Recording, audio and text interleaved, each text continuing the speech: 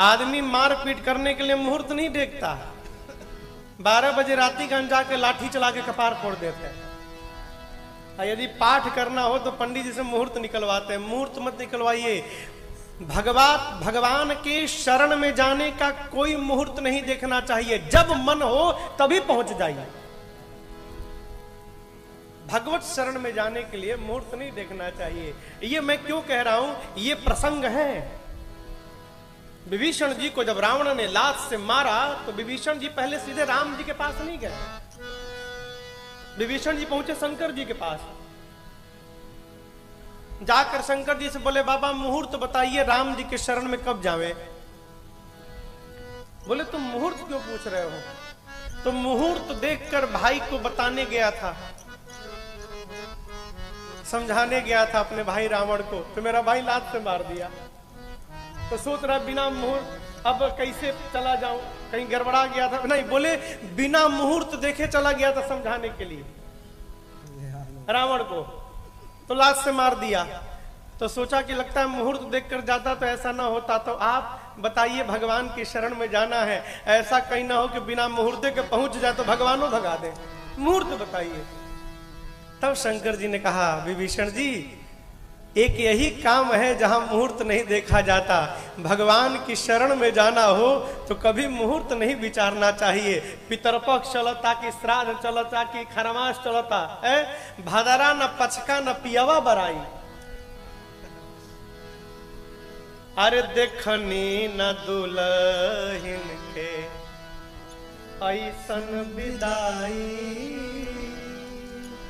भादरा अपचखा न पियवा बराई, देखनी न दुल्हन के। एक ऊ विदाई के कोनो मुहूर्त नहीं खे, अंतिम वाला।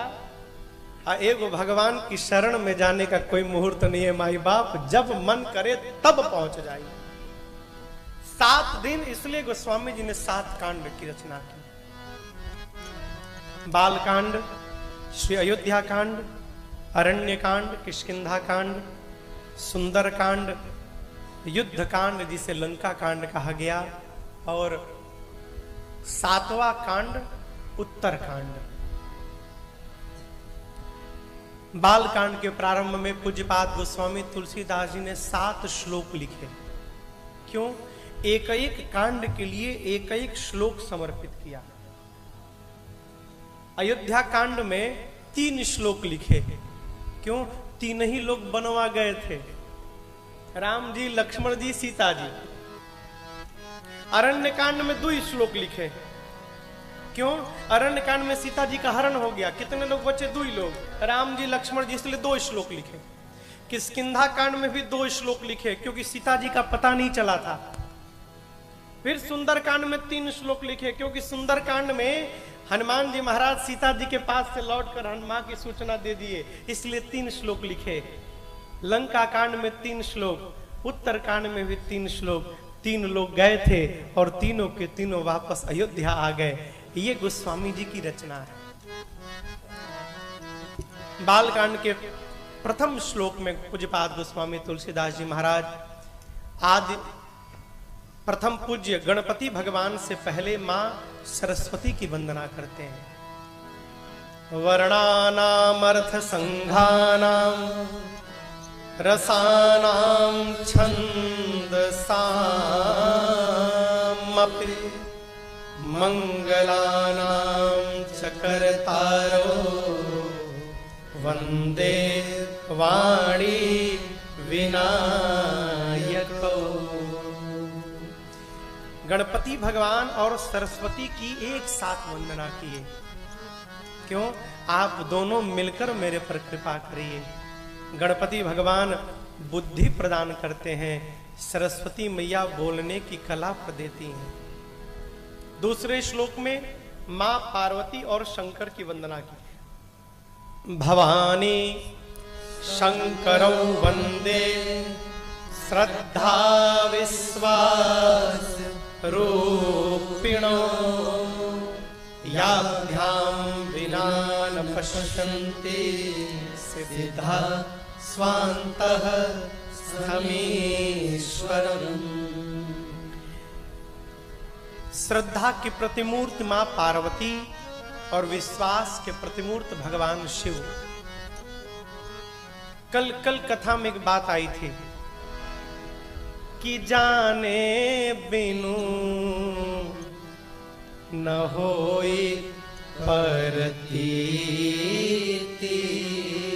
परतीति मने, हाँ जोर से बोली सबे, विश्वास। विश्वास कैसे होगा?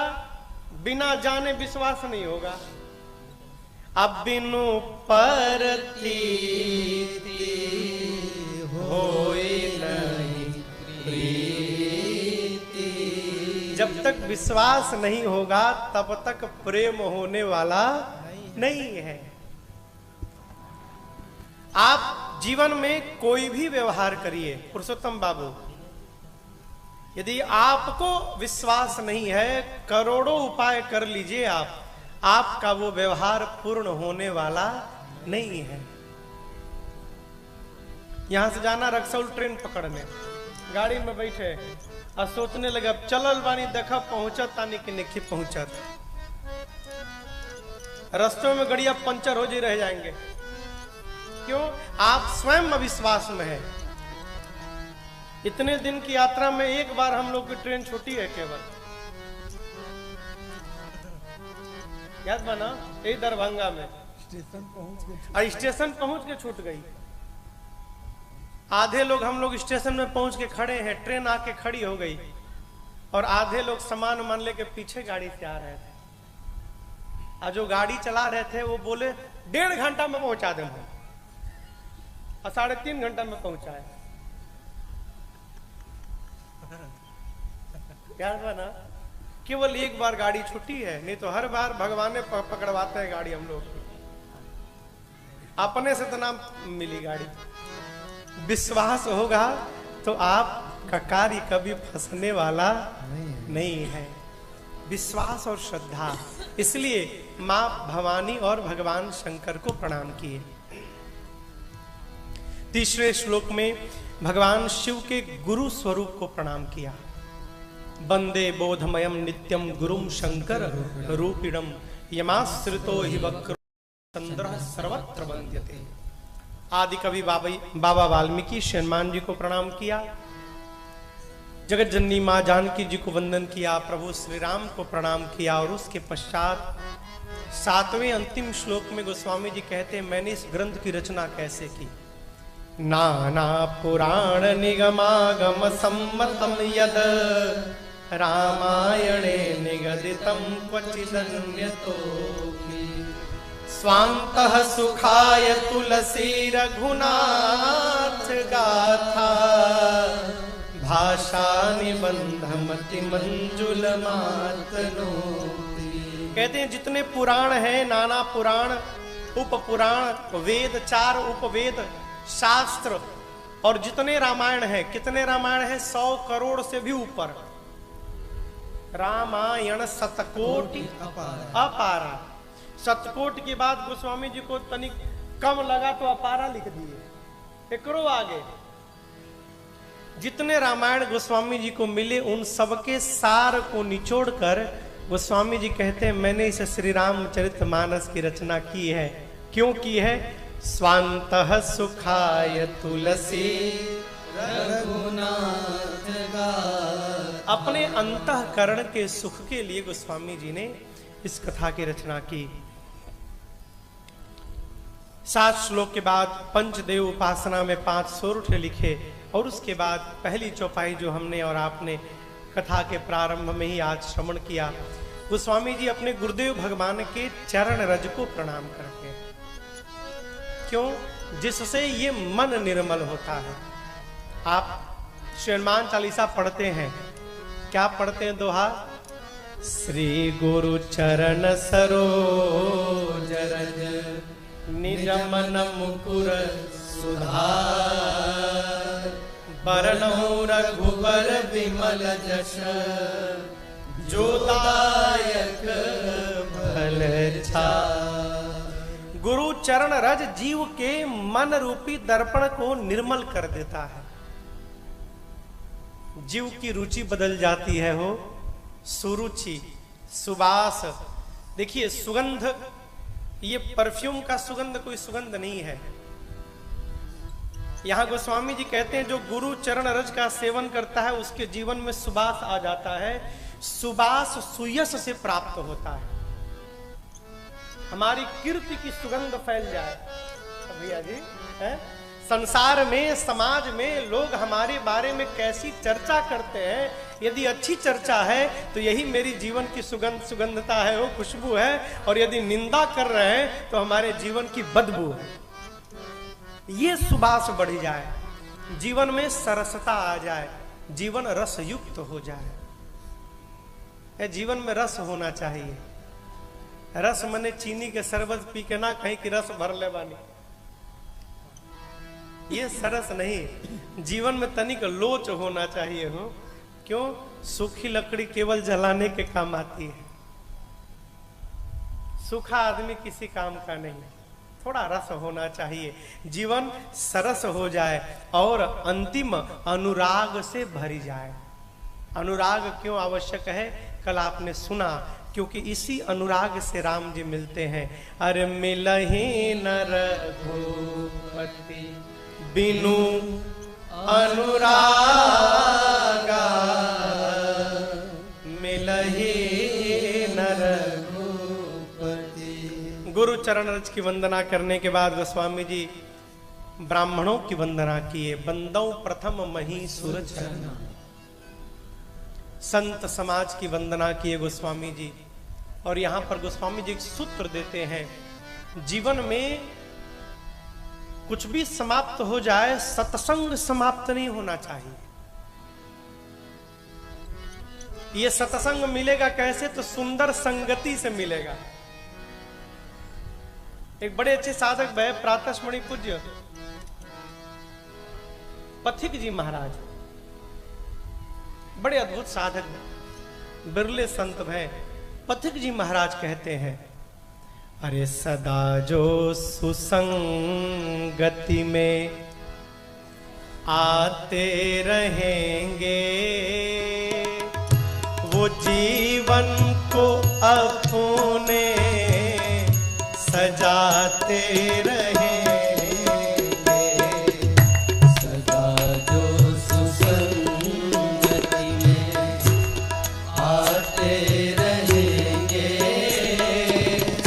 वो जीवन को अपने सजाते रहेंगे। सदा जो सुसंगति में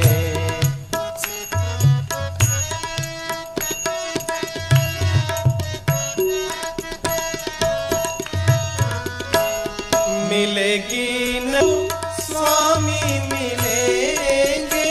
तुम सोचे थे बाजार जाने के लिए, इसलिए बाजार चले गए। यदि कथा में आने के लिए सोचे होते तो बाजार छूट जाता, कथा में चले आते। हम अपने मन के बस में होकर व्यवहार करते हैं, ऊपर से प्रमाण पत्र भी लेकर घूमते हैं। भरद्वाज जी का मन उनके बस में है, सम है। दम कहें तो इंद्रियां उनके बस में है, दया के भंडार है। परमार्थ के पथ पे चलने वाले पथिक हैं भरद्वाज। कहां रहते हैं भरद्वाज जी? कहां हैं? तीर्थराज प्रयाग में। और आप जानते होंगे प्रत्येक वर्ष माघ महीना में अमावस्या के मेला लागेला। मेला लगता है ना प्रयाग में, 1 मास का। पूरे भारत के ऋषि मुनि जाकर तीर्थराज प्रयाग में 1 महीना वास करते हैं, आज भी करते हैं। मुनि लोग वास करने के बाद जब जाने लगे तो एक ऋषि है उनके बीच में, जिनका नाम है श्री याज्ञवल्क्य ऋषि। भरद्वाज जी याज्ञवल्क्य जी के चरणों में गिर गए, कहे मुनिवर आप मत जाइए। आदर पूर्वक लेकर गए अपने आश्रम में, दिव्य आसन पर पधराए, षोडशों प्रकार उनका पूजन किए। और उसके बाद हाथ जोड़कर भरद्वाज जी बोले, आपको पता है मैं क्यों रोका हूं? बोले नहीं मालूम। तो भरद्वाज जी कहते हैं, नाथ एक संशय बड़ मोरे, मेरे मन में एक बहुत बड़ा संशय है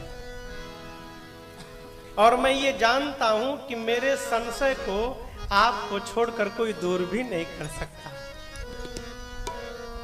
भरद्वाज जी से याज्ञवल्क्य जी पूछे कौन सा संशय है। अब उनका प्रश्न सुनिए। संशय क्या है? कहते हैं कि राम कवन प्रभु पूछऊं तो ही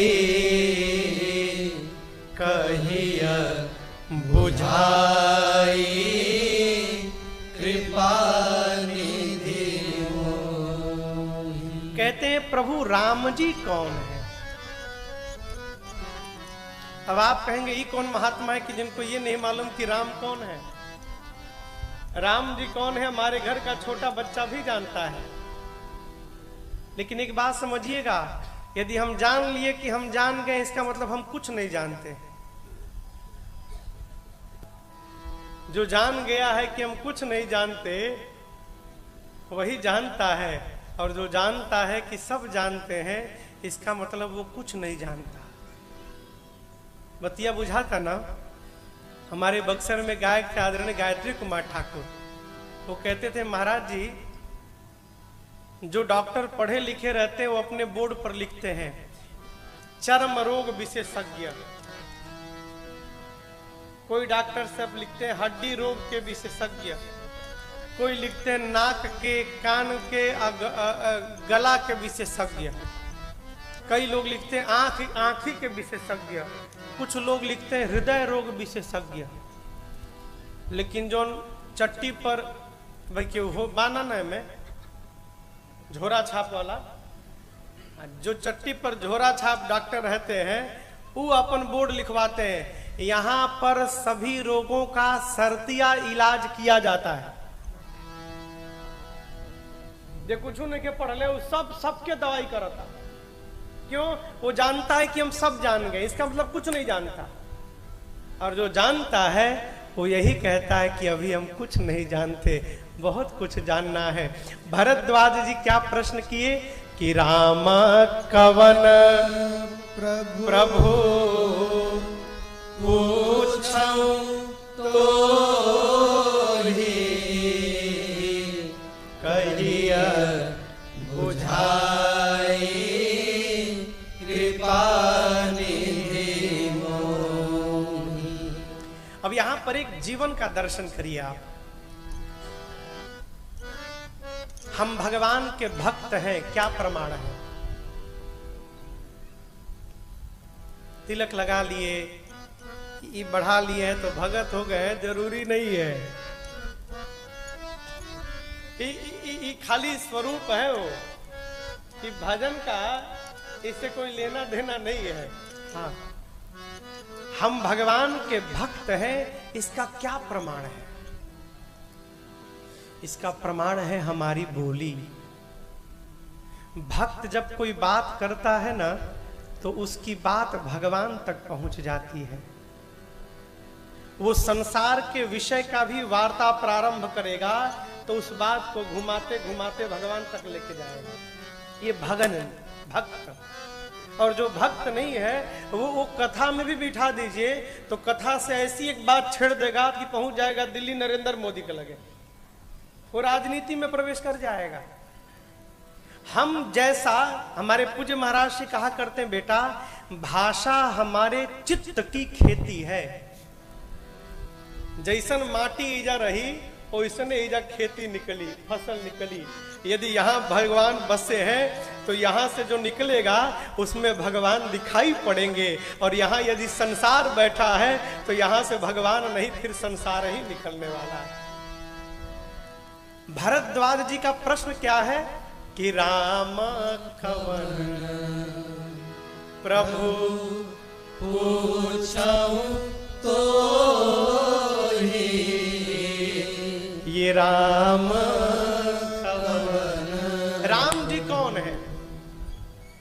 ये इतने कह के चुप नहीं भय, कहते हैं कि एक राम जी को मैं भी जानता हूं। अयोध्या वाले राजा दशरथ जी के घर में खेलने वाले राम जी, जिनकी पत्नी का हरण भया, उनको क्रोध आया, युद्ध में जाकर उन्होंने रावण को समाप्त कर दिया, उस राम को तो मैं जानता हूं। मेरे पूछने का कारण है, क्या जिस राम जी को मैं जानता हूं, शंकर जी भी उसी राम जी का नाम जपते हैं? कि शंकर जी जिसको जपते हैं वो कोई और राम, हम जिसको जपते हैं ये कोई और राम? ये मेरा प्रश्न है। मेरे इस संशय को प्रभु आप दूर कर दीजिए। हम लोग गए थे गुवाहाटी कथा करने इस साल फरवरी में ना हो, तो जो हमको बुलाए थे बेरिया जी, उनके एक रिश्तेदार थे, तो वो कबीर पंथी थे।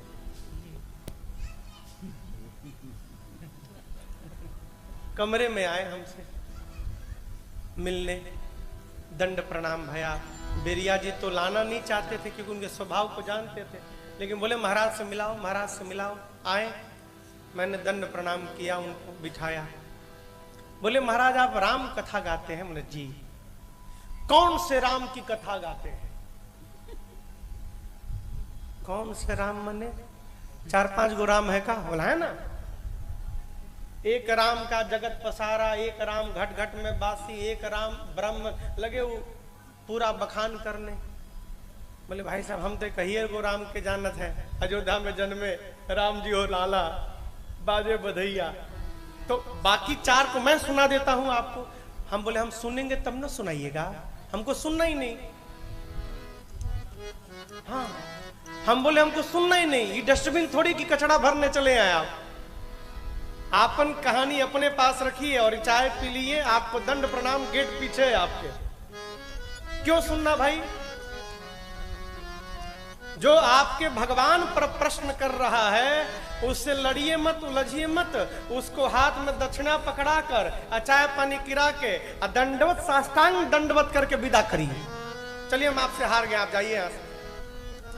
हमको किसी से प्रमाण पत्र की आवश्यकता नहीं है कि हम जिस राम को मानते हैं वही असली राम है। हम जानते हैं और मेरे राम जी जानते हैं, ये भी पर्याप्त है। प्रमाण की आवश्यकता नहीं है। अरे बंदे के दिल में क्या है, बंदे के दिल में क्या है, मेरे राम जानते हैं। बंदे के दिल में क्या है, मेरे राम जानते हैं। बंदे के दिल में क्या है, मेरे राम जानते हैं। बंदे के दिल में क्या है, मेरे राम जानते हैं।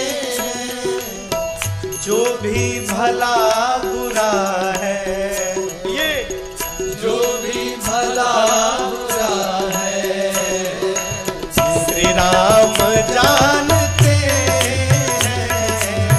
जो भी भला बुरा है, मेरे राम जानते हैं। बंदे के दिल में क्या है, मेरे राम जानते हैं। किस्मत के नाम को तो सब जानते हैं, लेकिन किस्मत के नाम को तो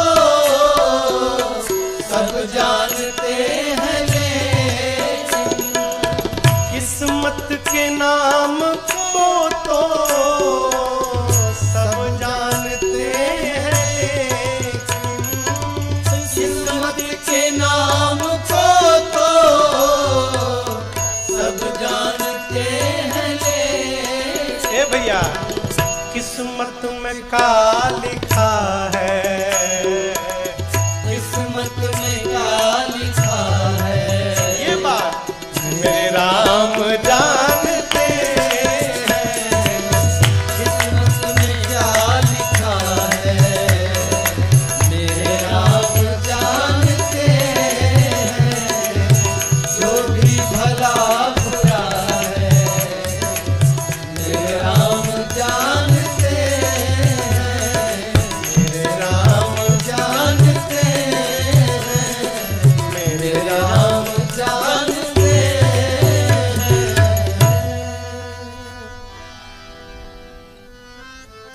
बंदे के दिल में क्या है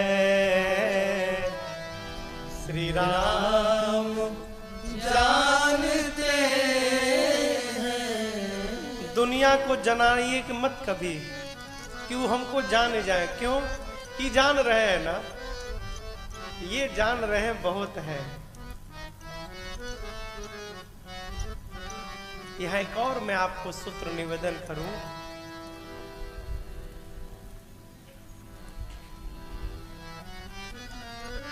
पूज्य महाराज श्री के साथ पहले निरंतर रहते थे हम,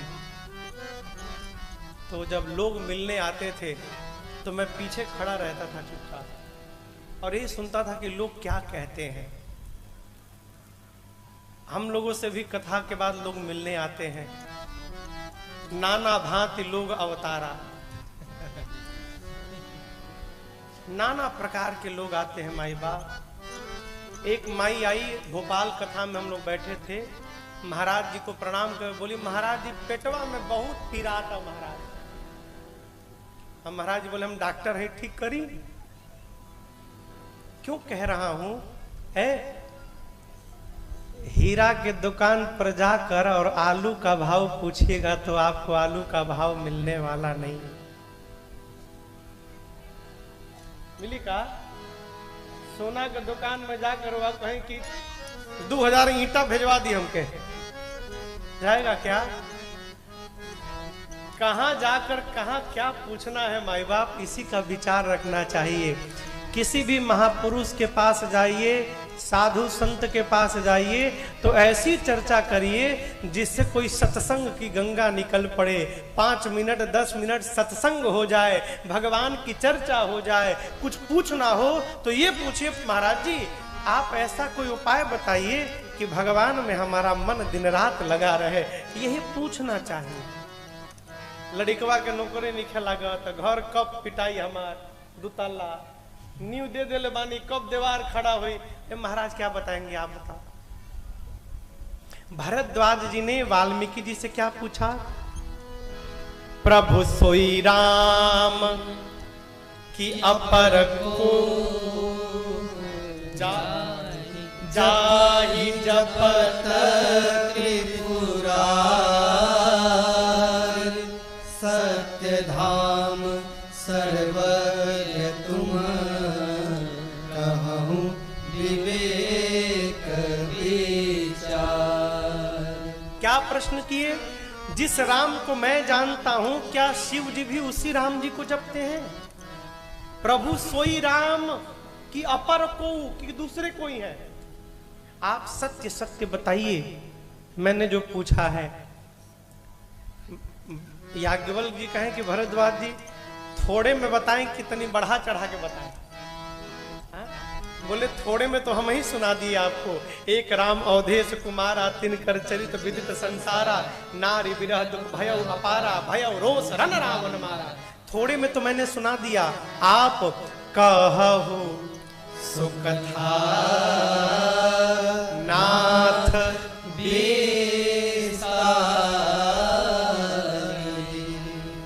जिस प्रकार भोजन थोड़े में नहीं चलता है वो, उस प्रकार भजन भी थोड़े में नहीं करना चाहिए, भरपूर करना चाहिए। बढ़िया सब्जी मिल जाओ तो आदमी 4 के जगह 6 गो रोटी दबा देता है। गलत कह रहे हैं? तब नहीं कहता कि थोड़े खाना है, टाइम नहीं है। अब पंडित जी पूजा करना है, पंडित जी आधे घंटा में सल्टा दीजिए, सब 100 रुपया बेसी दक्षिणा दे। ये गलत व्यवहार है। याज्ञवल्क्य जी क्या कहे? कहु सुकथा नाथ विस्तार। आप विस्तार से हमको कथा सुनाइए। अब इतने प्रेम से कोई कथा सुनने वाला श्रोता मिलेगा तो आप बताओ कौन वक्ता नहीं सुनाएंगे। याज्ञवल्क्य जी कहे भरद्वाज जी मैं आपकी चतुराई समझ गया। आप जानबूझकर मूढ़ बनकर मेरे से प्रश्न किए कि आपके प्रश्न को सुनकर मैं राम जी की कथा सुनाऊं। आपकी चतुराई में समझ गया। आप मनसा वाचा कर्मणा राम जी के भगत हैं। चतुराई तुम्हारी मैं जानी। याज्ञवल्क्य जी कहें भरद्वाज जी जैसे आपने प्रश्न किया उसी प्रकार एक बार पार्वती जी ने प्रश्न किया शिव जी से। लेकिन पार्वती जी ने क्या प्रश्न किया, शिव जी ने क्या सुनाया, ये प्रसंग मैं आपको कल सुनाऊंगा। उसके पहले आज बीच में एक दूसरी कथा सुना देता हूं।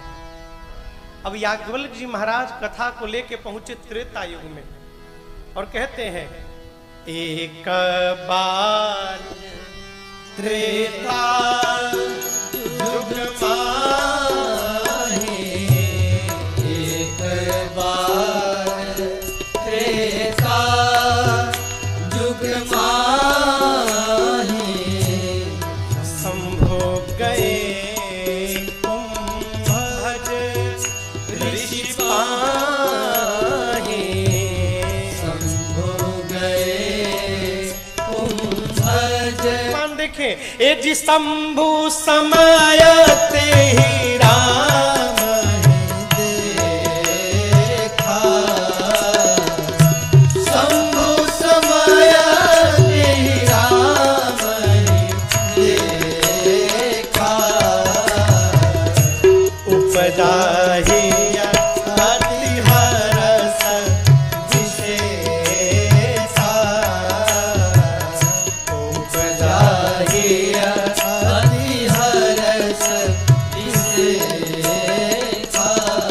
फिर भारी लोचन छवि सिंधु निहारी, भारी लोचन छवि सिंधु निहारी, कुसमय जान नकीन चिन्हारी, उस समय जाने नकीन चिन्हारी।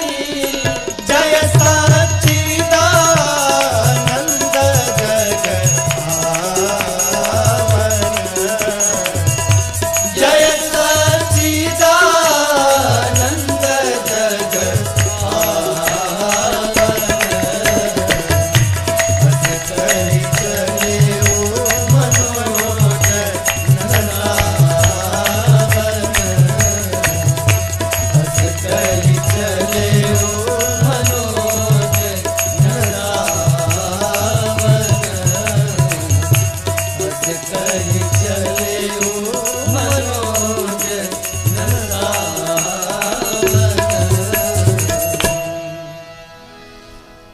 जैसे राम जी को देखा भारी लोचन छवि सिंधु निहारी, जो छवि का समुद्र है, समुद्र में से कितनों निकालिए कम होने वाला नहीं है। शंकर भगवान अपने नेत्र रूपी सरोवर को भगवान के स्वरूप रूपी सागर को लेकर उड़ेल कर भर लिए, भर गया अखिया में भगवान का रूप। कुसमय जान करके बाबा सोचे कि राम जी एकदम लगवे आ गए हैं, ये उचित अवसर नहीं है मिलने का। क्यों नहीं है? राम जी रो रहे हैं और मैं प्रसन्न हूं। कोई आपका परिचित रो रहा हो वहां हंसते हंसते नहीं जाना चाहिए, ये कुसमय है। नहीं गए, ऊपर से बोले हे सच्चिदानंद भगवान आपकी जय हो, आपकी जय हो, जय जयकार करके और मैया सती के साथ आगे बढ़े गए। सती मैया सुनी सच्चिदानंद, ये जो नीचवा थे वो सच्चिदानंद है, जो अपनी पत्नी के लिए रो रहा है वो सच्चिदानंद है।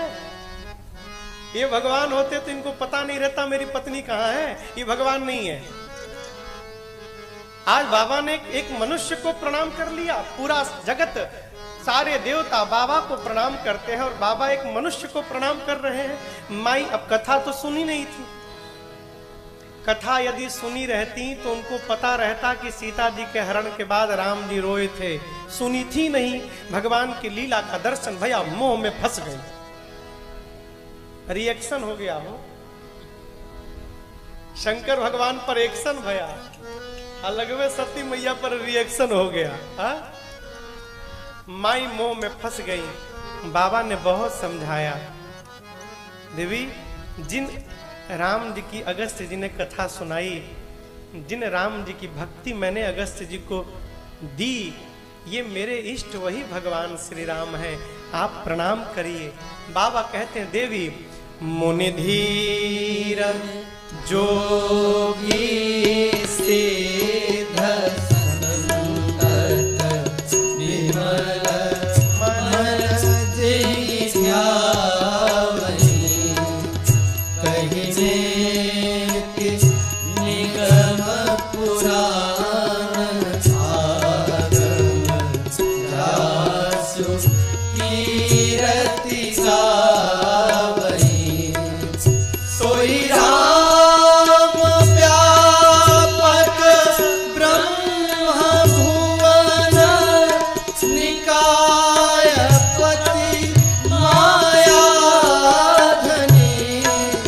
सोई राम व्यापक ब्रह्म भुवन निकाय पति मायाधनी,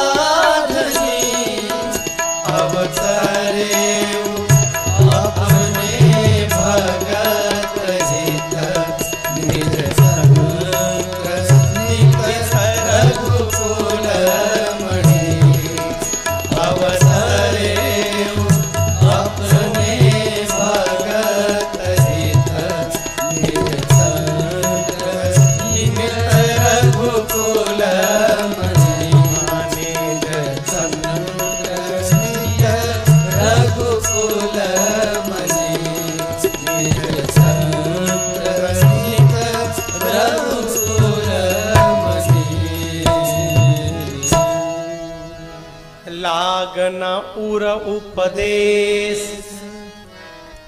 जदपि कहेउ शिव बार बहु, बोले बिहसी महेश हरि माया बल जानिए।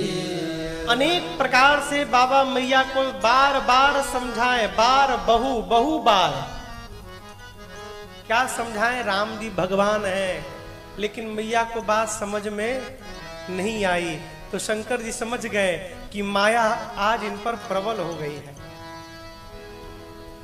यहां एक सूत्र समझिएगा, घर में बहुत कहने के बाद भी यदि किसी को बात समझ में नहीं आ रही है तो फिर उसको नहीं समझाना चाहिए, अपने को समझाना चाहिए। क्या कि अब इनकरा के समझावे के नहीं खे, अब ये बिना भुगते नहीं समझने वाले।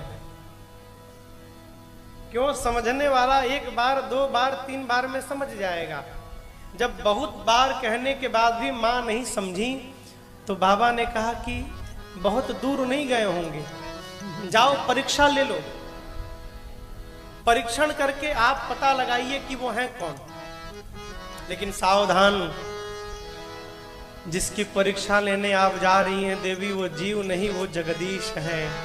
तनिक विचार करके परीक्षण करिएगा। सती मैया चली। सती मैया के जाने के बाद बाबा मन में विचारने करने लगे कि मोरे हु कहे न संशय जाहि, विधि विपरीत अब भलाई नाही, विधि विपरीत।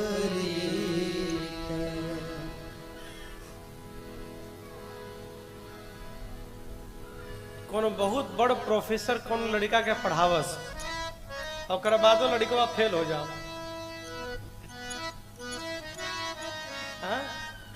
यही भैया यहाँ पर बाबा कह रहे हैं कि मेरे समझाने के बाद भी सती का संशय समाप्त नहीं हुआ, मैं समझा रहा हूं।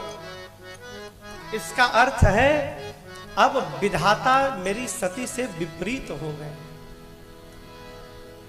इस बात को याद रखिएगा, इस बात को जब हमको अपने घर में अपने बड़ों की बात समझ में नहीं आ रही हो तो हमसे भी हमारा विधाता विपरीत हो गया है।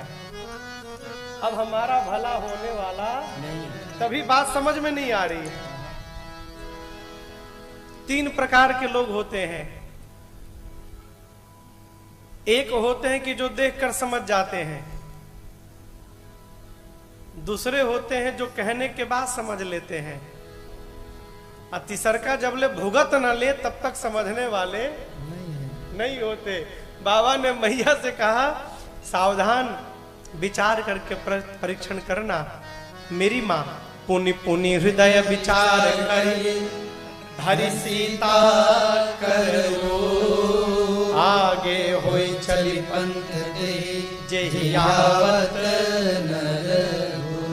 सती मैया सोची क्या करूं कि परीक्षा हो जाए। तो सोचने लगी कि ये अपनी पत्नी सीता को ढूंढ रहे हैं, क्यों न मैं सीता का रूप बना लूं। यदि भगवान होंगे तो समझ जाएंगे कि ये सीता नहीं सती है, और मनुष्य होंगे तो सीता सीता कह के दौड़ के चले आएंगे। जिस रास्ते पर राम लक्ष्मण जी जा रहे थे, सती मैया सीता मैया का रूप धारण करके आगे आगे होके चलने लगी। लक्ष्मण जी देखकर समझ गए नकली भाभी है, मेरी भाभी नहीं है। क्यों? सती जी सीता मैया का रूप तो बना नहीं, स्वभाव कहां से लाएंगी हो? स्वभाव बता देता है। स्वभाव क्या?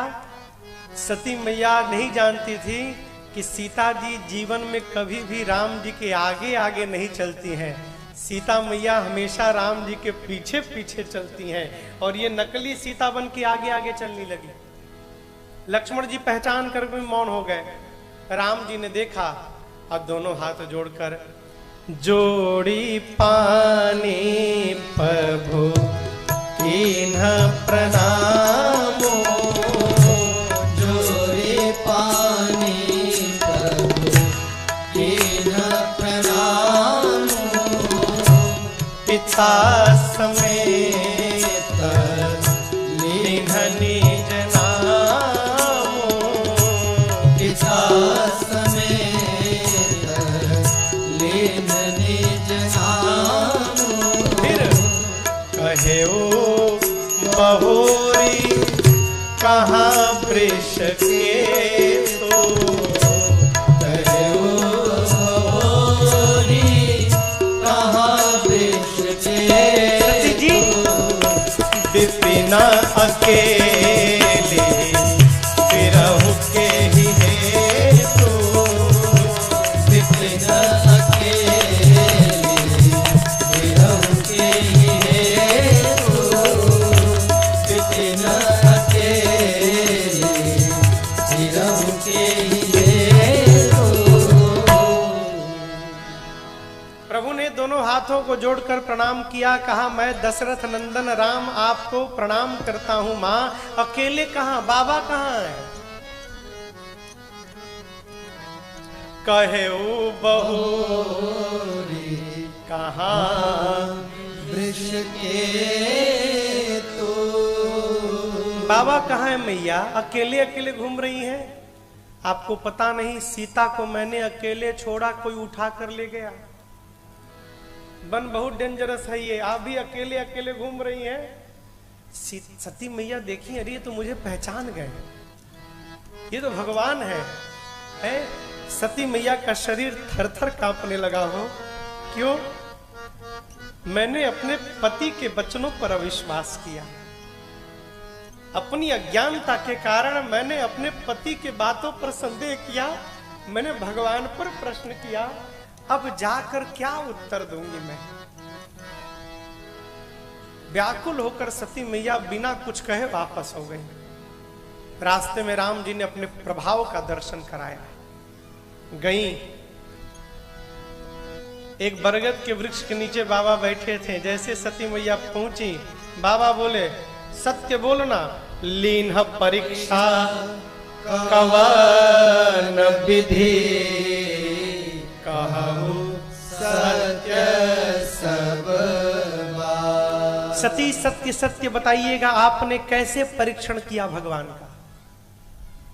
सती जी तो सत्य बताना चाहती थी माई बाप, परंतु जिस माया का रूप बनाया था उसी माया ने यहाँ डेरा जमा लिया, आसन बना लिया, और उस माया ने झूठ कहलवाया। क्या? सती मैया बोली, कछु ना परीक्षा लीना गोसाई, कछु न परीक्षा लीना गोसाई। अरे फिर क्या किया? कीन्हा प्रणाम तुम्हारे नाम, कीन्हा प्रणाम तुम्हारे नाम। बाबा ध्यान में चले गए। अब शंकर देखो धरि ध्यान, तब शंकर देखो धरि ध्यान। सती जो कीन्हा चरित सब जाना,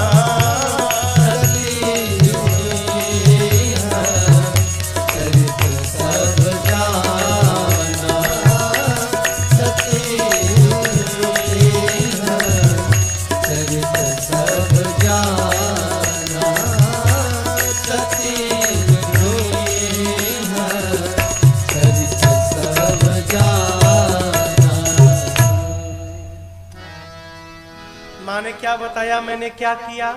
कीन्हा प्रणाम तुम्हारे नाम। अब इसके दो अर्थ। एक तो सती मैया कहती हैं कि मैंने आपकी तरह प्रणाम कर लिया, जैसे आपने ऊपर से किया था ना, जय सच्चिदानंद जग पावन, तो आप ऊपर से प्रणाम किए और मैं उनके पास जाकर मैंने उनको प्रणाम किया। एक तो ये अर्थ। और दूसरा कहती है कि प्रभु मैं परीक्षा लेने गई थी, परीक्षा लेने की नौबत ही नहीं आई, जैसे मैं पहुंची वो राम जी मुझे कीन्हा प्रणाम तुम्हारे नाम। जैसे आपने उनको प्रणाम किया था, उन्होंने मुझे प्रणाम कर लिया। बाबा ध्यान में गए, जाकर सब देखा सती जी ने क्या क्या किया। बाबा देखे कि मेरी सती ने मेरी मां सीता का रूप बनाया। इतना बड़ा अपराध सती ने कर दिया, ऊपर से झूठ कहती हैं कि मैंने कोई परीक्षण नहीं किया। अब सती ने मेरी मां का रूप बनाया। अब आज के बाद मेरी सती मेरे लिए मां जैसी। अब मैं सती के साथ अपने गृहस्थ आश्रम का निर्वाह नहीं कर सकता, त्याग नहीं कर सकता। प्रिया रह चुकी हैं, साथ में गृहस्थ आश्रम में रहा तो मेरी भक्ति कलंकित होगी। अब मैं करूं क्या? राम जी के चरणों का स्मरण किया और उसी क्षण शंकर भगवान ने मन ही मन सती मैया का सदैव के लिए त्याग कर दिया। त्याग दिया मां को। आकाशवाणी भई, दक्ष को अभिमान आया और दक्ष ने हरिद्वार के कनखल में एक यज्ञ की रचना की। सबको बुलाया, छोड़ ब्रह्मा जी, विष्णु जी और महेश जी, इन तीन देवताओं के पास कार्ड नहीं भेजा। सारे देवता अपनी अपनी पत्नियों के साथ सपरिवार विमान में बैठकर आकाश मार्ग से कैलाश के ऊपर से जाने लगे। बाबा माई को कथा सुना रहे हैं। माई ने जहाज देखा, कथा रोक कर बोली, प्रभु ये देवता लोग कहाँ जा रहे हैं? तो बाबा बोले, आपके पिताजी यज्ञ कर ठाने हैं, ये सारे देवता वहीं निमंत्रण में जा रहे हैं। माँ बोली, पिताजी के घर उत्सव है, आप कहते तो मैं भी हो आती। बाबा ने कहा कि देवी अनुचित हुआ है हमारे साथ। क्या? यह अनुचित नहीं नेवता पखा। हमारे पास न्योता नहीं आया है, कार्ड। यदि किसी को नहीं बुलाया गया रहता तो वहां चली जाती आप, लेकिन बगल वाले घर में कार्ड आया है, इधर भी आया है और यहाँ नहीं आया है, जानबूझकर नहीं आया है, तो वहां कदापि नहीं जाना चाहिए। मां ने कहा प्रभु पिता के घर, मित्र के घर, गुरु के घर और स्वामी के घर, 4 स्थान पर तो बिना बुलाए जाना चाहिए। धर्म कहता है, कथा कहती है, बिना बुलाए कोई संदेह नहीं है, बिना बुलाए जाना चाहिए। बाबा बोले कब बुझाना चाहिए? जब भूल से ना बुलाया गया हो। भाई देते रहे और उसी में भूल गए, विस्मरण होकर यदि नहीं बुलाया गया तब वहां बिना बुलाए जाना चाहिए देवी। लेकिन यदि जानबूझकर विरोध मानकर नहीं बुलाया गया है तो वहां बिना बुलाए जाने पर कल्याण होने वाला नहीं है। बाबा समझाते रहे, माई नहीं मानी। जब माई नहीं मानी तो बाबा ने विदाई कर डाली। विदा, फाइनल विदाई कर दिया माई का। बाबा तो सब जानते हैं, गए जाएंगे तो आएंगे नहीं है। दिए मुख्य गण संग तब विदा की त्रिपुरा। मैया 2 गणों के साथ पिता भवन आई। आपसे निवेदन करूं, किसी ने सती मैया की ओर देखा तक नहीं हो, कोई बात नहीं कर रहा है। अब अपने मायके में बेटी से कोई ना बोले हो, बेटी को बर्दाश्त होगा है? कोई नहीं मिला, लेकिन एक मिली। सादर भले ही मिली भी तो कैसे मिली? सादर भले ही मिली एक माता, भगिनी मिली बहुत मुस्काता, भगिनी मिली बहुत मुस्काता। सती मैया की मां का नाम प्रसूति था भैया, आकुति। आकुति। मनु महाराज की 3 बेटियां, आकुति, प्रसूति और देवहूति। आकुति मैया का विवाह दक्ष प्रजापति से भया था। दक्ष महाराज की 16 बेटियां थी। 16 ना, कहीं 60 है, कहीं 16 है। हम 16 ही वाला सुने हैं, पढ़े तो नहीं है, सुने हैं। हाँ। तो एक तो सती मैया है और अन्य 15 बहनें। तो मां इनकी आदर के साथ मिली, और जो बाकी 15 बहनें थे वो बहनें कैसे मिली? भगिनी मिली बहुत मुस्काता। अब यहाँ एक बात व्यवहार समझिएगा, मुस्कुराना ठीक है, बहुत मुस्कुराना ठीक नहीं है।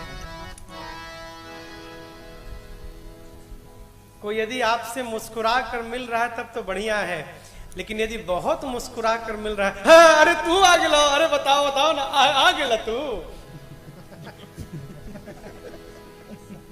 ये क्या है? इसको उपहास कहते हैं। बहनें जानती हैं कि ये बिना बुलाए आई है, इसलिए बहनें बहुत मुस्कुरा कर सती मैया का उपहास कर रही हैं। मां को फर्क नहीं पड़ा। क्यों? मां ने अपना लिया हो, मां के चरणों में पूरी दुनिया समाहित है। जिसको मां ने आदर दे दिया उसे समाज से आदर की आवश्यकता पड़ती ही नहीं है। अनुमति मांगी सती मैया ने कि मां आप कहिए तो मैं यज्ञ मंडप की परिक्रमा लगा लूं। परिक्रमा होती है ना यज्ञ मंडप की। गई परिक्रमा लगाने, सती मैया जाकर देखी यज्ञ मंडप में देवताओं का आह्वान हुआ था, सभी देवताओं के लिए स्थान बना है, और मेरे पति भगवान शंकर के लिए इस यज्ञ में कोई स्थान नहीं। जिस यज्ञ में भगवान शिव का निरादर हो यज्ञ है। मां का क्रोध आज 7वें आसमान पर चढ़ गया। मानो नेत्र से रक्त निकलने लगा। मां जितने देवता मुनि बैठे थे डपट पड़ी। मां ने कहा, कान खोलकर सुन लो आप सब लोग, आप में से जिसने मेरे पति की निंदा की है अथवा जिसने बैठकर कानों से सुना है, आज सबको दंड मिलेगा, कोई नहीं बचेगा। मर्यादा है जिस सभा में शंकर की, श्री हरि की और संत की निंदा की जाए, यदि अपने भीतर शक्ति है तो निंदा करने वाले की जिह्वा काट दो। शक्ति नहीं है तो सुनो मत, कान बंद करके वहां से चले जाओ। मेरे पति केवल मेरे पति नहीं, बाबा जगत के पिता हैं, और आज इस नीच पिता ने मेरे पति की निंदा की। आज के बाद मैं इसकी बेटी के रूप में जीवित नहीं रहूंगा। इतना कह के सती मैया ने दाहिने पांव के अंगुष्ठ से योग अग्नि को प्रज्वलित कराया और असका ही जो गया गिनी तनुजारा, भयं सकल मत हाहाकारा, भयं सकल मत हाहाकारा, भयं सकल मत हाहाकारा। मां दपटती हुई योग अग्नि को प्रज्वलित कराकर अपने आप में, और मां ने अपने आप को जला दिया। बाबा के दूठे गण थे, गण लगे यज्ञ विध्वंस करने। क्यों? माई ने कहा था दंड मिलेगा, लगे दंड देने। अब यहां पर समझिएगा दंड क्यों मिल रहा है सबको। आपको एक न्याय शास्त्र की बात बताऊं, चोर को जितनी बड़ी सजा नहीं मिलती है, उससे बड़ी सजा पिछवा से टार्च दिखाने वाले को मिलती है।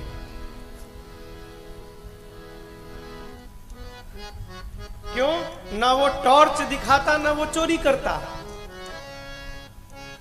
भाई आप किसी की बुराई सुनेंगे तब ना कोई आपसे कहेगा, जब आप सुनेंगी नहीं तो कहने वाले कहेंगे कहां से? तो कहने वाले से बड़ा अपराधी सुनने वाला है। लगे दंड देने। नारद जी जाकर भगवान शंकर को बताएं, बाबा को क्रोध आया, निकाले जटा से केश धरा पर पटके वीरभद्र प्रकट है। कुपित करके वीरभद्र को भेजा। वीरभद्र आए, सबसे पहले यज्ञाचार्य थे भृगु जी महाराज, उनकी दाढ़ी नोची पहले। आचार्य जी दाढ़ी नोच ली। पूषा नाम के देवता थे, ऐसा मुक्का मारा उनके पति से टूट गए। दक्ष के सर को पकड़ा, किसने? वीरभद्र ने। हाथ से घुमाया, धड़ से उखाड़ा और अग्नि कुंड में डालकर मानो यज्ञ की पूर्णाहुति कर डाली। हाहाकार होने लगा। बाद में ऐसा कहते हैं कि भगवान विष्णु और शिव जी को बुलाया गया, यज्ञ की रक्षा कराई गई। दक्ष का सर तो भस्म हो गया।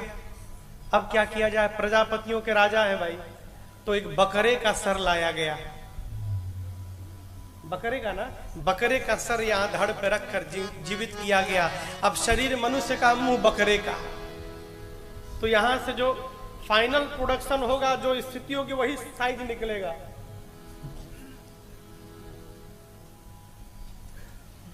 रोलिंग मिल में जहां छड़ बनता है रड, तो इंगड कितनों साइज का हो, अंतिम रोला जन होगा वही साइज, उसी 24 इंची, 10 इंची, 6 इंची, 12 इंची, वही छड़ निकलेगा उसमें से। तो ये भले कुछ भी हो, ये जो है उसी से फाइनल प्रोडक्शन निकलेगा। मुंह बकरे का। अब दक्ष शरीर आदमी का, चेहरा बकरे का, लगे मिमियाने। बोले का मिमियाने लगे, मान मान मान मान मान मान करने लगे। शंकर भगवान देखकर हंस दिए। ससुर जी की बोली बदल गई मेरी। आप जानते हैं बाबा के भगत लोग पूरा घर शुद्ध करते थे। ये चरणामृत पीने की विधि कहां से आ गई हो? तो इस विधा के जनक हमारे केवट भैया है। पद पखारी जलपान करी, अकेले नहीं, आप सहित परिवार पितरुपान। क्या बोले क्या? ये उस दिन बोलना है, अभी ना। केवट भैया चरणामृत पीने की विधा प्रारंभ किए। नारद जी नारद जी के चरणों को हिमांचल जी पखारे, पूरा घर छिड़कवाया। चरण सलिल सब भवन सिचावा। और उसके बाद पार्वती जी को बुलाकर प्रणाम करवाएं और कहे नारद जी तनिक मेरी बिटिया की हाथ की रेखा देखिए तो कौन कौन सा दोष है इसमें। अच्छा ही नहीं पूछे, दोष पूछे। क्यों? गुण तो गुण है ही, दोष का पता चल जाएगा तो उसको भी दूर करेंगे। नारद जी हाथ लिए, कहने लगे महाराज आपकी बेटी का नाम उमा अंबिका भवानी होगा। ये समस्त सद्गुणों की खान है। आपकी बेटी की पूजा पूरी दुनिया करेगी महाराज। संसार की स्त्रियां आपके बेटी के नाम का स्मरण करके पातिव्रत धर्म का पालन करेंगी। महाराज आपकी बेटी के कारण ही आपको यश की प्राप्ति होगी, तीनों लोक में आपकी कीर्ति फैलेगी। जितना बढ़िया बढ़िया था नारद जी सब बताएं। हिमांचल जी कहे हम तो दोष पूछे थे आपसे। नारद जी बोले होगा तब न बतावेंगे। बेटी में तो नहीं है, लेकिन इनके जो दूल्हा होने वाले हैं ना उनमें थोड़ा दिखाई पड़ रहा है, तो कहिए उनका बता दें। हिमांचल जी बोले बता दीजिए। अब नारद जी लगे बताने। अगुना अमान मातु पितु हीना उदासीन सब संशय अगुण होंगे। नारद जी कह रहे थे कि सत रज तम तीनों गुणों से परे होंगे। हिमालय समझ लिए उसमें कोई गुण नहीं होगा, अगुण। नारद जी बोले अमान होंगे, मान सम्मान से परे होंगे। देखिए सभी देवताओं की पूजन की विधि है। अब बाबा की जौन मन करे तौने चढ़ा दीजिए। जंगल घास फूस जहर माहौर जे केहू ने के पूछा सब बाबा को प्रिय है। क्यों? सब में क्राइसिस हो जाए, लेकिन बाबा के जौन चाहिए ओकरा में कबो क्राइसिस ना हुई। बाबा को धतूरा चाहिए, बताइए बाबा को छोड़ के कौन धतूरा खाता है? सर्वकाल सुलभ है बाबा, मान से रहित है। हिमांचल समझ गए उसका कोई माने नहीं करेगा, सम्मान नहीं करेगा। तीसरा और डेंजरस, उसके माता पिता कौन है किसी को मालूम ही नहीं।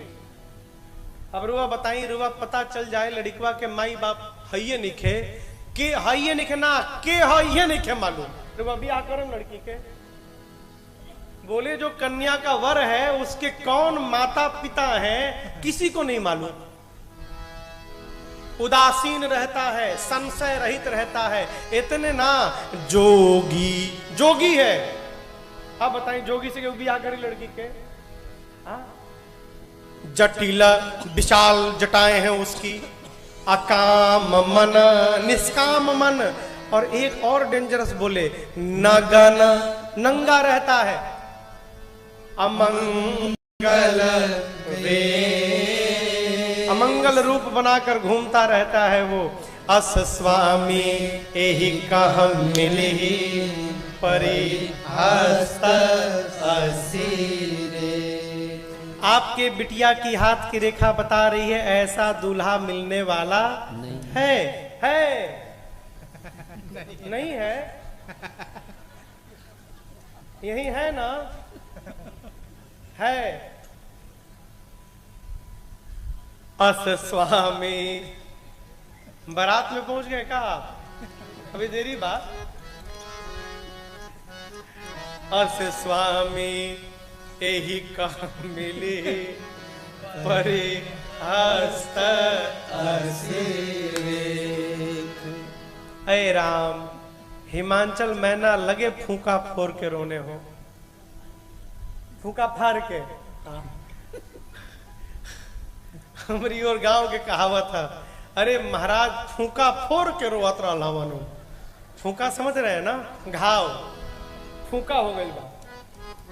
लगे हिमांचल मैना रोने। क्यों रोने लगे? इतनी सुंदर बिटिया के लिए ब्रह्मा जी ने ऐसा बावला वर लिख दिया है। रो तो पार्वती जी भी रही थी, परंतु दशा एक समुझब बिलगाना। पार्वती मैया क्यों रोने लगी? मैया प्रसन्नता में रोने लगी। जो जो नारद जी बताए हैं सब हमरे जोगिया में है, बाबा में। लगता है राम जी से मैंने जो वर मांगा था वो वर मुझे राम जी ने प्रदान कर दिया। मैं बाबा के ही चरणों की दासी बनने वाली हूँ। हिमांचल जी बोले नारद जी से, नारद जी कोनो उपाय है का? क्या दुल्हा बदल दिया जाए? दूल्हा बदलने का कोई स्कीम है आपके पास?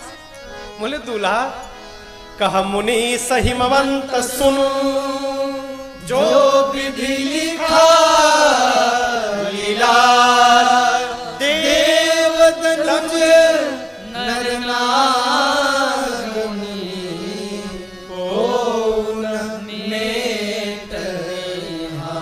नारद जी कहे हिमांचल जी, मेरे पिता ब्रह्मा जी ने आपकी बिटिया के भाग्य में जो लिख दिया वो उसको कोई देवता मुनि देव सुर असुर नर मुनि नाग कोई मिटा नहीं सकता। दूल्हा तो यही मिलेगा। लेकिन हम बतावें, जो जो मैंने लक्षण बताए हैं वो सब शंकर जी में विद्यमान है। और महाराज यदि आपकी बिटिया का विवाह शंकर जी से हो गया ना हो है, आपका जय जय हो जाएगा। तो हिमांचल जी बोले कि शंकर जी मेरी बिटिया से विवाह क्यों करेंगे? नारद जी बोले उसी लिए तो हम आए हैं यहाँ पर उपाय बताने के लिए। क्या? जो तप करे कुमारी तुम्हारी, जो तप करे कुमारी तुम्हारी, भावे हो मेटे सकहि त्रिपुरा।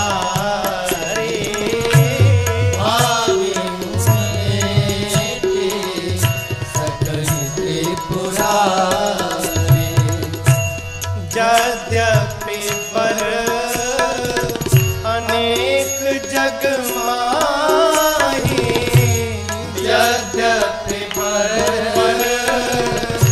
अनेक जग माही, परंतु एहि कहाँ शिव सजे दूसर नाही। यही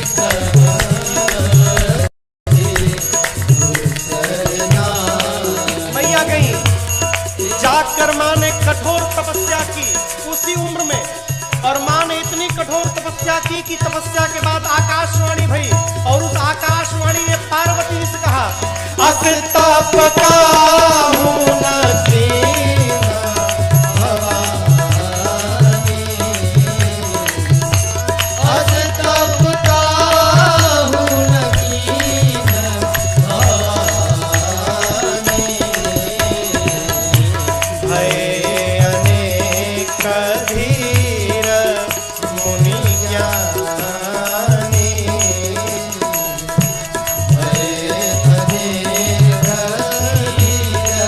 मुनि ज्ञानी, भय अनेक धीर मुनि ज्ञानी। नारद जी ने कहा कि यदि आपकी बिटिया जाकर तपस्या करेंगी तो शिव जी अवश्य प्राप्त होंगे। वर तो संसार में अनेक हैं, लेकिन पार्वती जी के लिए शिव जी को छोड़कर दूसरा कोई नहीं है। मां ने कठोर तपस्या की और आकाशवाणी ने क्या कहा? असतप काहू न कीन्हा भवानी। अब यहां विचार करिएगा, आकाशवाणी ने पार्वती जी का नाम शैलजा नहीं कहा, पार्वती नहीं कहा, उमा नहीं कहा, क्या कहा? भवानी। भवानी का अर्थ भव यानी शिव, और शिव की जो अर्धांगिनी होगी उसका नाम भवानी। आकाशवाणी ने पार्वती जी को भवानी कहा और भवानी कह के ये संकेत कर दिया, आप शिव को प्राप्त करना चाहती हैं, हम आपका नामकरण भवानी करते हैं, आप आगे चल के भवानी बनने वाली हैं, इसमें कोई संशय नहीं है। पिताजी बुलाने आए तो घर जाइएगा, सप्तऋषि आपको मिले तो आप हमारे आशीर्वाद को सत्य समझिएगा। इस घटनाक्रम के बाद अब पूज्यपाद गोस्वामी तुलसीदास जी महाराज कथा को कैलाश लेकर गए बाबा के पास। कहते हैं सती जी के शरीर के शांत होने के बाद भगवान शंकर को वैराग्य आ गया। वैराग्य में बाबा कैलाश छोड़कर निकल पड़े। घूमने लगे, कहीं भगत मिलते तो उनको भगवान की कथा सुनाते थे, कहीं कथा होती थी तो बैठ के कथा सुनते थे। इसी क्रम में एक दिन शंकर भगवान के सन्मुख भगवान राम प्रकट भय। नेम प्रेम शंकर कर देखा, अविचल हृदय भगति कै रेखा, प्रगटे राम कृतज्ञ कृपाला। शिव जी के प्रेम का दर्शन करके भगवान प्रकट भय। प्रकट होकर राम जी ने मां पार्वती जी के जन्म की पूरी कथा सुनाई। शंकर भगवान सोचने लगे, धन्य है प्रभु, जिस पार्वती ने पिछले जन्म में सती थी तो आपकी कथा नहीं सुनी, और उसी सती के जन्म दूसरे जन्म की कथा आप इतने प्रेम से सुना रहे हैं। जिसने आपकी नहीं कथा सुनी आप उसकी कथा गा रहे हैं। जब कथा पूरी भई, अति पुनीत गिर जाके करनी, बिस्तर सहित कृपा निधि बरनी। विस्तार पूर्वक जब कथा पूरी हो गई तो राम जी बोले, बाबा कथा कैसी रही? शंकर भगवान बोले, जब इतना सुंदर कथावाचक कथा सुनाएगा तो कथा क्यों अच्छी नहीं लगेगी? जब आप ही जिसकी कथा गाए प्रभु, अब उस कथा के बारे में क्या पूछना? राम जी बोले, इतनी बड़ी सुंदर कथा सुनाया हूं, कुछ दक्षिणा नहीं देंगे? शंकर जी बोले, मांगिए प्रभु, क्या चाहिए? राम जी बोले, मेरी यही दक्षिणा है, बाबा आप जाई विवाह शैलज ही, यह मोहि मांगे। मैं आपसे यही मांग रहा हूं कि आप जाकर पार्वती जी से विवाह कर लीजिए। बाबा तो पहले मना कर दिए, उचित नहीं है। क्यों? राग से अनुराग, अनुराग से वैराग्य है। मैं गृहस्थी से विरक्ति बना हूं अब, और आप फिर से मुझे नीचे गृहस्थी की ओर भेज रहे हैं। प्रभु उचित तो नहीं है, लेकिन नाथ जीवन में माता के, पिता के, गुरु के और अपने स्वामी की कही हुई बातों पर अनुचित उचित का विचार नहीं करना चाहिए, सुनकर उसका पालन करना चाहिए। आपने कह दिया प्रभु, आपकी आज्ञा मेरे सिरोधार्य है, आप जो कहते मैं वही करूंगा। राम जी अंतर ध्यान भय। शंकर भगवान सोचने लगे, विवाह तो करूंगा, लेकिन सती ने मेरे भगवान की परीक्षा ली थी। अब इस जन्म में मैं पार्वती की परीक्षा पहले लूंगा, फिर उनसे विवाह करूंगा। तो परीक्षा के लिए सप्त ऋषियों को बुलाकर भेजा पार्वती मैया के पास। सप्त ऋषि पहुंचे पार्वती जी के पास। अरे महाराज जी कहते हैं, बेटा जीवन में जितनी निष्ठा होगी ना, समाज में तुम्हारी उतनी प्रतिष्ठा होगी। श्रेष्ठ के प्रति हमारी निष्ठा ही हमारी प्रतिष्ठा को बढ़ाती है। निष्ठा अपरिवर्तनीय होनी चाहिए। यानी कि आज इनको मानने लगे, कल उनको मानने लगे, परसों तीसरे मिले उनको मानने लगे, ये कोई जीवन अच्छा नहीं है। सती पार्वती जी के पास जाकर सप्तऋषि कहे, तुम जिसके लिए तप कर रही हो पार्वती, भीख मांग के खाते हैं। भीख मांगी भव खाई। जो स्वयं भीख मांग के खाता है वो तुम्हारा पेट कहां से भरेगा? आपके लिए बहुत सुंदर दूल्हा लाए हैं। कौन? विष्णु भगवान। कहिए तो बात करें उनसे। सती में पार्वती मैया बोली, आप लोग आने में देरी कर दिए। क्यों? मैं, अरे लगन इनसे लगा बैठे, जो होगा देखा जाएगा। लगन लगा बैठे, जो होगा देखा जाएगा। लगन से जो होगा देखा जाएगा। माँ मन ही मन बाबा से कहती हैं, बाबा ये हमको समझाने आए हैं, आप इनको समझाइए। आप बाबा चुप मत बैठिए, आप जानते हैं कि हम आपको कितना प्रेम करते हैं। मैया मन ही मन कहती है बाबा से, हे प्रभु तुम्हारी बेरुखी से दिल ये मेरा टूट जाएगा। तुम्हारी बेरुखी से दिल ये मेरा टूट जाएगा। ये मेरा टूट जाएगा कि हम जीवन लुटा बैठे, कि हम जीवन लुटा बैठे, जो देखा जाएगा। जीवन लुटा बैठे, जो होगा देखा जाएगा। इनसे लगा बैठे, जो होगा देखा जाएगा। जो होगा देखा जाएगा। जो होगा देखा जाएगा। इन्हें अपना बना बैठे, जो होगा देखा जाएगा। माँ कहती है कि आप कह रहे हैं कि बाबा से विवाह करके मेरा घर उजड़ जाएगा, अपने गुरुजी नारद जी की बात मानूंगी तो घर बिखर जाएगा, मेरा घर बसे चाहे उजड़ जाए, मैं अपने गुरुजी की बात को छोड़ने वाली नहीं हूँ। मुनियों ने शिव जी के चरण में मेरी माँ पार्वती जी के प्रेम को देखा, जय जयकार किए और जाकर शंकर भगवान से सब वृतांत सुनाए। बाबा सुने इतने गदगद भय।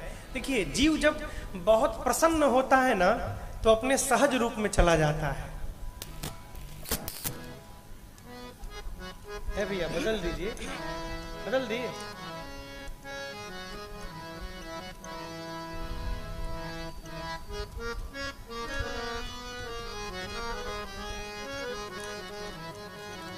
कौन सी बजाती हो?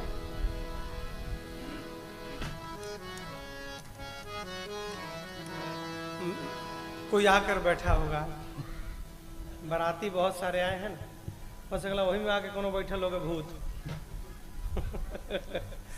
जय हो। हाँ क्या कह रहे थे हम?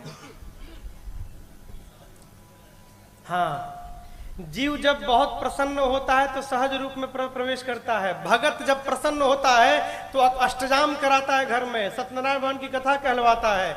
और जो ओमे के होते हैं, खोलो का खोलो, बुझाते हुए रुआ सबके लड़ावल जाओ। सहज रूप शंकर सहज स्वरूप सम्हारा। क्या सहज स्वरूप है? लागी समाधि अखंड अपारा। शंकर भगवान मां के प्रेम को सुने और अखंड समाधि में चले गए। पिछली बार गए तो 87,000 वर्ष बाद आए थे, अब की बार गए तो 1000 वर्ष के बाद आवे कि लाख वर्ष के बाद, किसी को मालूम नहीं है। शंकर भगवान समाधि में गए, उसी बीच में एक दैत्य का जन्म भया जिसका नाम था ताड़कासुर। क्या नाम था? ताड़कासुर। ताड़कासुर तपस्या करके ब्रह्मा जी से वरदान प्राप्त करता है कि शिव के शुक्र से जो पुत्र उत्पन्न हो उसी के हाथों मेरी मृत्यु हो। क्यों?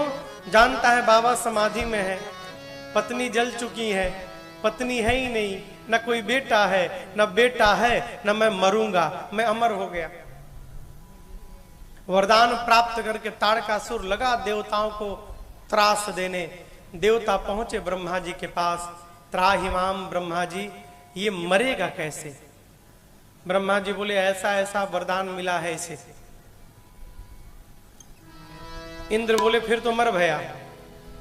ब्रह्मा जी बोले मरेगा, कन्या तैयार है विवाह के लिए, आप लोग केवल दूल्हे को तैयार कर दीजिए। इंद्र बोले कहां है बाबा?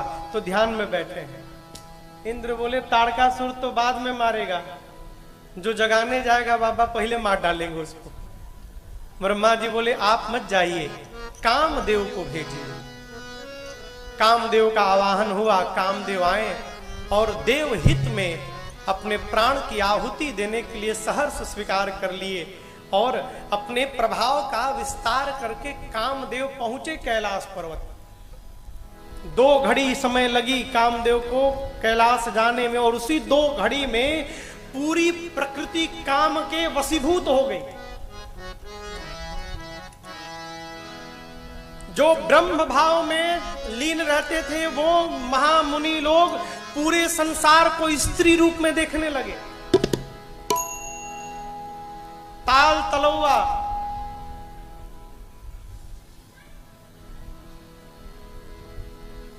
हमिंग आ रही है, पूरा चराचर काम के वशीभूत हो गया हो, लेकिन शिव जी पर काम का कोई प्रभाव नहीं पड़ा। क्यों? जहां राम तह काम नहीं, जहां काम नहीं राम। शिव जी राम को पहले से लेकर बैठे हैं। अब जहां राम ही बैठे हैं वहां काम का बिगाड़ लेगा हो? काम गया, देखा मेरे प्रभाव का तो असर ही नहीं भया। अब अपनी मृत्यु को निश्चित जानकर आम के पत्तों के पीछे छिप गया और धनुष पर 5 पुष्प का बाण रखकर खींचकर छोड़ दिया। जैसे बाण मेरे बाबा के हृदय में लगा, शिव जी का नेत्र खुला। शंकर भगवान दाहिने देखे, बाएं देखे, सामने देखे, नीचे देखे, कोई नहीं दिखा। तब तक ऊपर आम के पत्तों के पीछे कामदेव पर दृष्टि गई। हाथ में धनुष दिखाई पड़ा। शंकर भगवान का उसी क्षण तीसरा नेत्र खुला, और जैसे नेत्र खुला तापसीवती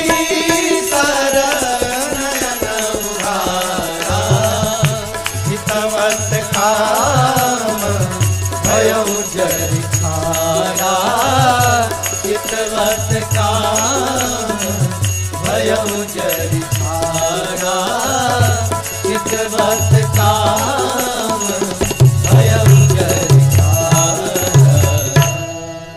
जैसे तीसरा नेत्र खुला बाबा का, कामदेव उसी समय जलकर भस्म हो गया।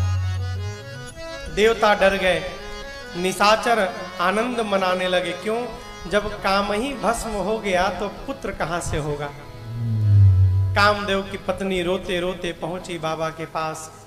शिव जी को दया आई।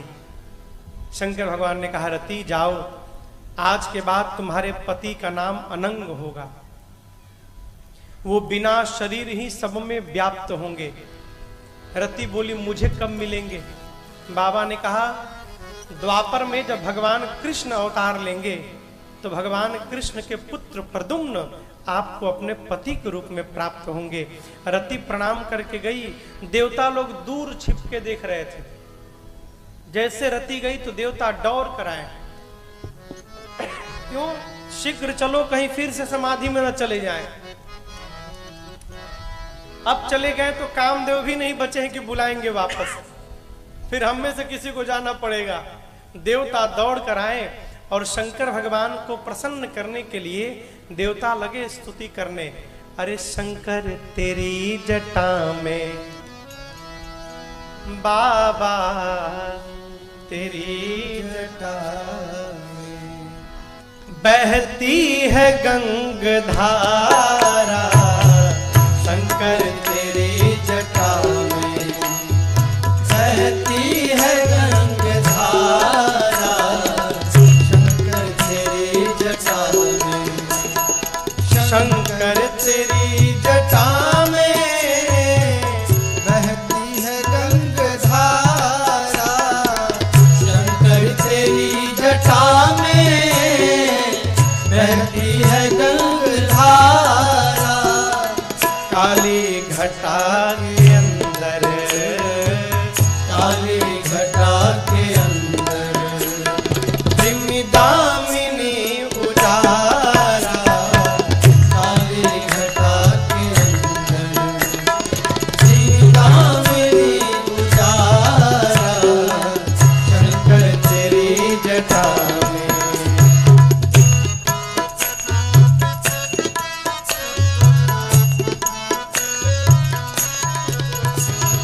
गल मुंड माल राजे शशि भाल